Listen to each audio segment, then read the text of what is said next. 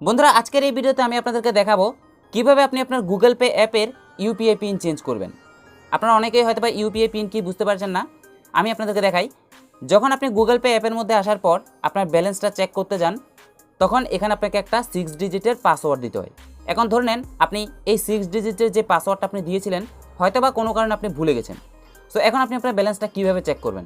প্রথমে আপনাকে এই ইউপিআই পিনটা চেঞ্জ করতে হবে, তারপরেই কিন্তু আপনি আপনার ব্যালেন্সটা দেখতে পারবেন। এখন এই পাসওয়ার্ডটা যদি আপনার মনে না থাকে, আপনি এই পাসওয়ার্ডটা কীভাবে চেঞ্জ করবেন? সো এর জন্য আপনি কী করবেন, আপনার গুগল পে অ্যাপের মধ্যে চলে আসবেন। গুগল পে অ্যাপের মধ্যে আসার পর এখানে আপনার প্রোফাইল আইকনের মধ্যে ক্লিক করবেন। তারপর এখানে অ্যাকাউন্ট, ব্যাঙ্ক অ্যাকাউন্টে ক্লিক করার পর আপনার যে ব্যাঙ্ক অ্যাকাউন্টটা আছে সেটা আপনি সিলেক্ট করবেন। সিলেক্ট করার পর নিচে দেখতে পাচ্ছেন ফরগট ইউপিআই পিন, জাস্ট এই লেখাটার মধ্যে আপনি ক্লিক করে দেবেন। ক্লিক করার পর এখন দেখেন আপনার সামনে দুইটা অপশন আসলো। আপনার যদি এই ব্যাংকের এটিএম কার্ড থাকে, আপনি এটিএম কার্ড দিয়েও আপনার ইউপিআই পিনটা চেঞ্জ করতে পারবেন।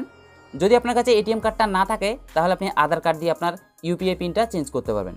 সো আমি আপনাদেরকে আধারটা সিলেক্ট করে দেখাই। আধার সিলেক্ট করার পর আপনি কন্টিনিউতে ক্লিক করবেন।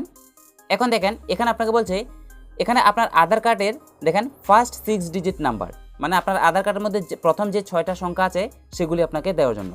বাট এর আগে আপনাকে আরও একটা কথা মাথায় রাখতে হবে, আপনার যে ব্যাঙ্ক অ্যাকাউন্টটা আছে সেই ব্যাঙ্ক অ্যাকাউন্টের সাথে আপনার আধার কার্ডটা লিঙ্ক থাকতে হবে। দেখেন উপরে কিন্তু লেখা আছে।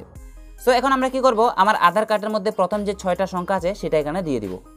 সো আধার কার্ডের প্রথম যে 6টা সংখ্যা আছে সেগুলি দেওয়ার পর আপনি এখানে নীল চিহ্নের যে অ্যারো চিহ্নটা আছে এখানে ক্লিক করবেন।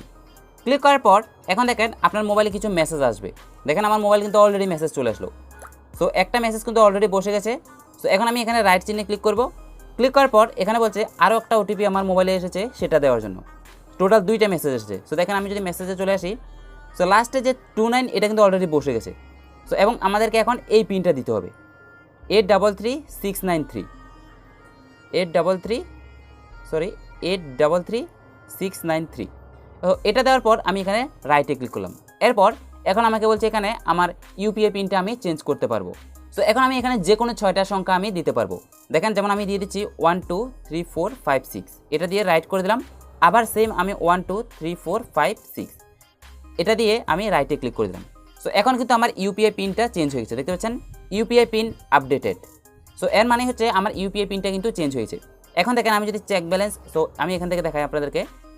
ব্যাক করার পর দেখেন আমি যদি এখন চেক ব্যালেন্সে ক্লিক করি, আমি যদি এই পাসওয়ার্ডটা দিয়ে দিই 1 2 3 4 5 6 তারপর রাইট, দেখতে পাচ্ছেন আমার ব্যালেন্সটা কিন্তু এখানে আপনাকে দেখাচ্ছে। সো এভাবে কিন্তু আপনি চাইলে গুগল পে অ্যাপের ইউপিআই পিনটা আপনি আপনার মতো করে চেঞ্জ করতে পারবেন শুধুমাত্র আধার কার্ডের সাহায্যে। আপনার এটিএম কার্ড থাকলে তো চেঞ্জ করতে পারবেন, এটিএম কার্ড না থাকলে আপনি আধার কার্ডের সাহায্যেও চেঞ্জ করতে পারবেন।